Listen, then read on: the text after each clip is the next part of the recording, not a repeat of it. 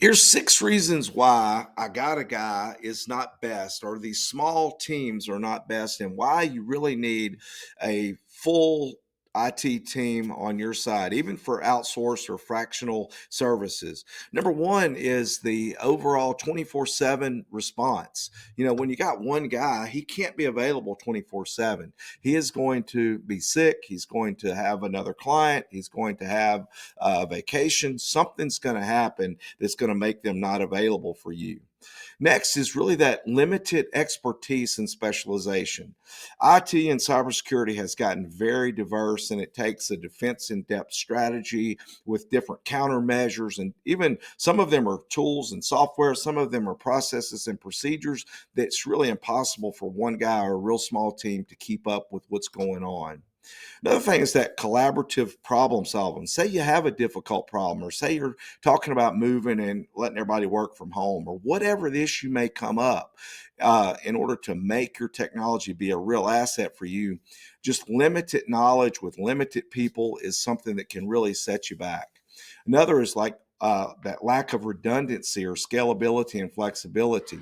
If you look at the bad actors, they usually hit us on Friday night, Saturday night, or Sunday, and they'll live on the network for, on average now, it's about 40 something days. And if you don't have people monitoring, or tools that are being monitored in order to know that that event has happened, they call it endpoint detection and response, meaning the alerts, and somebody who's set that tool up right and somebody who's monitoring it, you're really you're in a bad position, and your risk is much higher.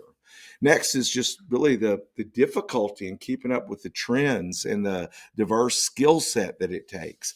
Some of this is like where you have to interface socially with the client in order to kind of understand from a DNA perspective or a human perspective to talk about risk. Some of it is tools that need to be in place. Some of it is governance or documents that need to be in place. Very diverse, always changing, and it's difficult for a one guy or a small team in a reactive manner to be able to do that.